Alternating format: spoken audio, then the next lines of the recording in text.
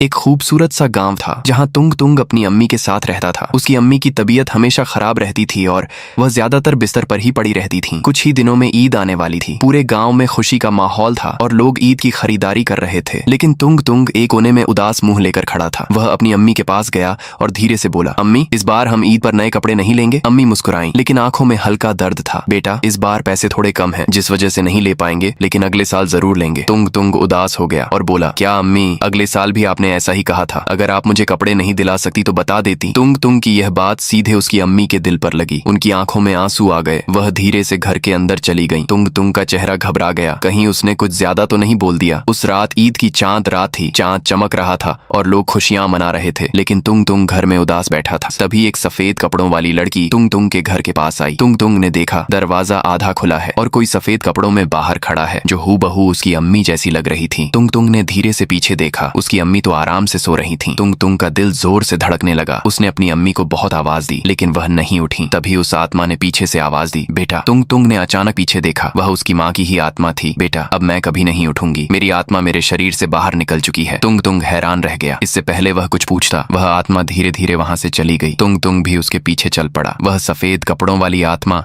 धीरे धीरे कब्रिस्तान की तरफ जा रही थी, जैसे किसी ने उसे बुलाया हो। कब्रिस्तान में अंधेरा था, ठंडी हवाएं चल रही थीं और अजीब सी खामोशी थी। वह आत्मा धीरे से एक कब्र के पास जाकर रुक गई। वह कब्र तुंग तुंग के पापा की थी और वह जोर जोर से रोने लगी। तुंग तुंग उसे बड़े गौर से देख रहा था। तभी अचानक वह आत्मा तुंग तुंग के पास आई और बोली, बेटा, तुझे नए कपड़े चाहिए थे ना, ये ले। उन्होंने एक बैग आगे बढ़ाया। इसमें बहुत सारे कपड़े हैं, कल ईद में इन्हें पहन लेना। तुंग तुंग की आंखों में आंसू आ गए। अम्मी, मुझे छोड़कर मत जाओ। मैं आपके बिना कैसे जीऊंगा। आपने ही तो कहा था ईद अपनों के साथ मनाई जाती है और आप ही मुझे छोड़कर जा रही हो। तुंग तुंग की माँ ने धीरे से कहा, बेटा, अब मेरा जाने का समय हो गया है। फिर एक रोशनी चमकी और तुंग तुंग की अम्मी दुनिया से चली गई। तुंग तुंग जमीन पर गिरकर जोर जोर से रोने लगा। लेकिन अब रोकर क्या फायदा। जब माँ थी तब उसने कभी उनकी इज्जत नहीं की। तभी उसे किसी की आवाज आई, जैसे कोई उसे बुला रहा हो। तुंग तुंग अचानक उठकर खड़ा हो गया और देखा उसकी अम्मी सामने खड़ी थी। माँ ने प्यार से कहा, बेटा, तुझे पता नहीं आज ईद है। तुंग तुंग हैरान रह गया। अच्छा, ये सब बस मेरा सपना था। वह खुशी से अपनी अम्मी को गले लगाकर बोला, ईद मुबारक अम्मी। तुंग तुंग की माँ मुस्कुराई और बोली, बेटा, ये देख, मैं तेरे लिए नए कपड़े लाई हूँ, जल्दी से पहन ले। तुंग तुंग ने जल्दी से कपड़े पहने और खुशी से बोला, अम्मी देखो मैं कैसा लग रहा हूँ। उसकी अम्मी मुस्कुराई और बोली, मेरा बेटा दुनिया का सबसे सुंदर लड़का है। दोस्तों, ईद नए कपड़ों से नहीं होती, बल्कि अपनों की खुशी से होती है। मेरी तरफ से आप सबको ईद मुबारक। कमेंट में जाते जाते मुझे ईद मुबारक जरूर बोलकर जाना।